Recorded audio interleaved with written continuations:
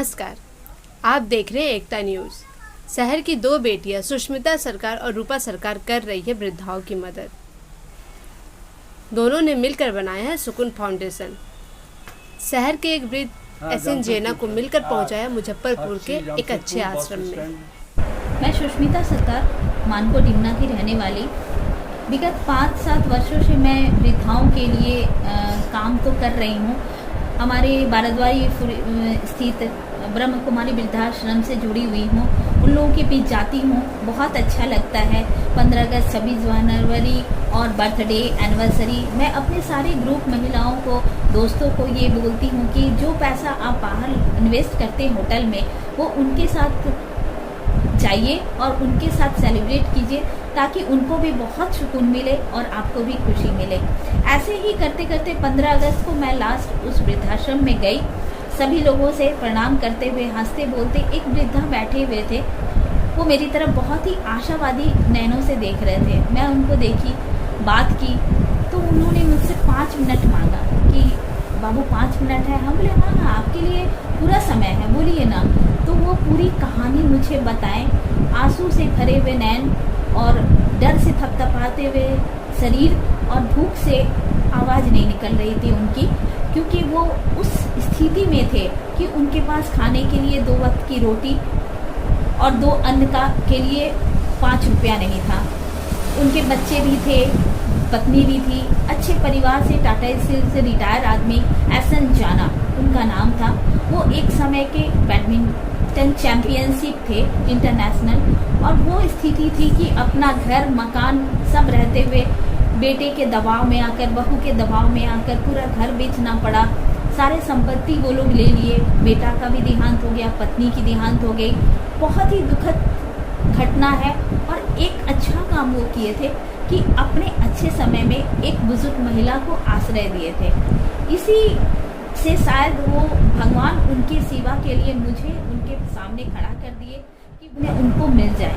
तो ऐसा बात करने के बाद मुझे पता चला कि वो रहने के लिए आश्रय गृह तो मिला है, बट खाने के लिए कुछ नहीं है। तो मैं उनको लेकर एनसीएम में एक जाना इंटरप्राइजेस अभी खाने का कैंटीन चला रहा है। एक बहुत अच्छा लड़का, बहुत अच्छा खाना दे रहा है।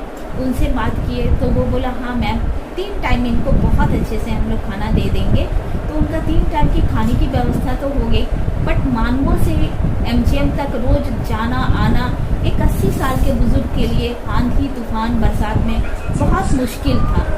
तो हम लोग ये डिसाइड की कि नहीं, इनको परमानेंट कोई जगह देना होगा जहाँ वो सुकून से पूरी ज़िंदगी रह सके, मान सम्मान इज्जत के साथ आराम से जी सके। तो फिर यहाँ पर जो हमारे देश की और हमारे खासकर जमशेदपुर की ये विडंबना है कि हमारे पास वृद्ध तो हैं पर वृद्धाश्रम नहीं। तो मैं यहाँ बात की शंभू जी से, पर यहाँ जगह नहीं है। तो फिर हमारी एक सहेली है रूपा सरकार, उनसे मिले। वो एक समय में एक अंकल को मुजफ्फरपुर के वृद्धाश्रम में उनको रखी थी। उन्होंने बोला हाँ बेटा, यहाँ जगह है। तो हम लोग बहुत खुश हो गए कि अब अंकल को हम लोग वहाँ वृद्धाश्रम भेज देंगे और वो सुकून से रहेंगे। तब हम लोग बात आई कि अब उनका वृद्धा पेंशन भी होना चाहिए।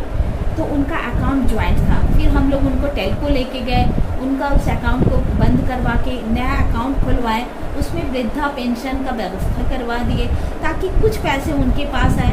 उनको पेपर पढ़ने का बहुत शौक है, रोज पेपर पढ़ सके, थोड़ा टहल सके, अपने हाथ में 2 पैसा हो। इसके लिए वृद्धा पेंशन का व्यवस्था कर दिए, राशन कार्ड बनवा दिए। वो बोले उस राशन को उठा के वो खुद नहीं कुछ करेंगे, वो गरीबों में दान दे देंगे। एक गरीब दूसरे गरीब के लिए सोच रहा है, जहाँ की हमारे शहर में इतने पूंजीपति कभी किसी के लिए, बहुत लोग हैं, नहीं सोचते हैं। खैर एनीवे, अपना अपना सोच है। तो फिर उनका राशन कार्ड की व्यवस्था करा दिए। हमारे प्रेम जी हैं, वही बहुत नेक काम कर रहे हैं। फिर उनको हम लोग वहाँ मुजफ्फरपुर का टिकट किए और उनको यहाँ से ट्रेन में बैठा दिए, खाना वाना पैक करके, सारा डॉक्यूमेंट्स के साथ, सारे कपड़े के साथ उनको वहाँ भेज दिए। अब वो वहाँ पहुँच गए हैं। अब उनको लेने के लिए वहाँ के आश्रम के लोग स्टेशन में उनका इंतज़ार किए, उनको ले गए और बहुत ही मान सम्मान इज्जत के साथ उनके आश्रम में उनको जगह दिया गया। एक रूम अच्छी लाइट, पंखा, बहुत ही व्यवस्थित वहाँ ध्यान, योग, व्यायाम, मेडिटेशन, खाना पीना, कपड़ा सब मिलता है। बहुत ही अच्छा आश्रम है। उनके ऑनर भी हमसे बात करते रहते हैं, वो लोग भी बहुत खुश हैं, हम लोग भी बहुत खुश हैं कि एक बुजुर्ग को एक वो जगह दे पाए कि वो सुकून से बाकी की ज़िंदगी जी सके। मैं सुकून फाउंडेशन से हूँ। एक्चुअली मेरा दोस्त सुष्मिता तो पूरा स्टोरी बता दिया, लेकिन हम और कुछ बताना चाहती हूँ। रास्ता में जो वृद्धा लोग रहता है, बहुत सारा रहता है। हम लोग 4-5 जन के लिए ही टोटल कर पाए, क्योंकि जमशेदपुर में उतना जगह नहीं है वृद्धाश्रम में जो हम पूरा जो असहाय वृद्धा है उसको पूरा तरीके से हेल्प कर सकते हैं। इसलिए हमको कभी मुजफ्फरपुर, कभी पटना, ये सब ओल्ड एज होम के साथ जुटना पड़ता है, या कभी आसाम, ऐसा करके हम बहुत सारा को भेजे। लेकिन हम लोग का जमशेदपुर स्टील सिटी में हम लोग चाहते हैं, ये मेरा डीसी मैम से और सरकार से निवेदन है जे इसके ऊपर नज़र डाले और एक बड़ा सा ओल्ड एज होम खोलने का व्यवस्था करे, जिसमें हम लोग का जमशेदपुर का कोई बेसहारा लोग और बेसहारा ना रहे, उनको सही जगह मिले, वो लोग का लाइफ अच्छा हो, बुढ़ापा में जैसे एकदम अच्छा तरीके से रह सकता है, अपना खुशी जीवन बिता सकते हैं। हम वही व्यवस्था करना चाहते हैं। इसके लिए बहुत सारा चीज़ का ज़रूरत है, जैसा सरकार का हेल्प चाहिए, डीसी मैम का हेल्प चाहिए, फंड चाहिए। अगर हम लोग जमशेदपुर वासी या पूरा इंडिया को हम बोलेंगे, अगर हम लोग को ये चीज़ में हेल्प करे तो हम लोग बहुत कुछ वृद्धा लोगों के लिए कर सकते हो। जैसे हम लोग का माता पिता कभी रास्ता में ना रहे, हम लोग संतान, इससे बड़ा अपमान और कुछ नहीं है जो हम लोग का माता पिता रास्ता में है। इसलिए हम सरकार से यही निवेदन करते हैं और डीसी मैम से भी यही निवेदन कर रहे हैं जे ये चीज़ के ऊपर एक बार देखें, सोचें। इतना सारा क्लब हाउस, इतना सारा कुछ जमशेदपुर में खुल रहा है, लेकिन वृद्धा लोग के लिए ऐसा कुछ नहीं है। टाटा स्टील इतना बड़ा कंपनी, वो लोग भी अगर सोचेंगे तो माता पिता का या कोई भी बेसहारा इंसान को कभी तकलीफ नहीं होगा।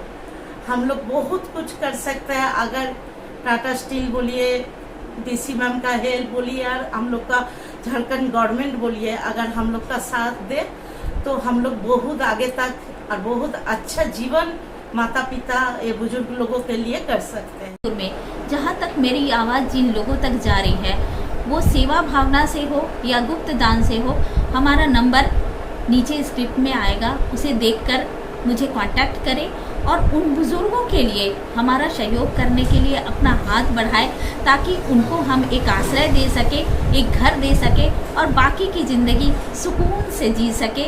ऐसा कुछ उपाय। मैं मानगो डिमना रोड से हूँ। मैं अभी इनके साथ सुकून संस्था से जुड़ी हूँ। मेरा शुरू से एक सपना है कि जैसे कि गरीबों को जो रोड पे रहते हैं, बेगर्स हैं, या रोड पे जो बूढ़े रहते हैं, जिनके माँ बच्चे उन्हें घर से निकाल देते हैं, उन्हें एक ऐसी जगह मिलनी चाहिए जहाँ उन्हें उनके लायक मन मुताबिक कुछ काम भी सिखाया जाए, काम कराया जाए, उनके रहने खाने पीने का सब फ्री इंतजाम किया जाए। वो संस्था इस टाइप से जमशेदपुर में होनी चाहिए।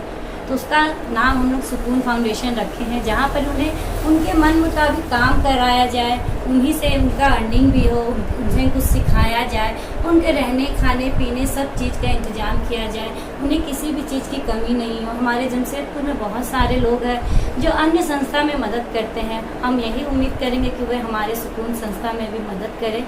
हम तीनों मिलकर यही चाहते हैं कि रोड पर एक भी आदमी भूखा ना सोए, ना ही किसी गरीब को कोई बेटा उनके घर से बाहर निकाल दे। इसलिए हम लोग ये सुकून संस्था स्टार्ट किए हैं और आप हमारी मदद करें।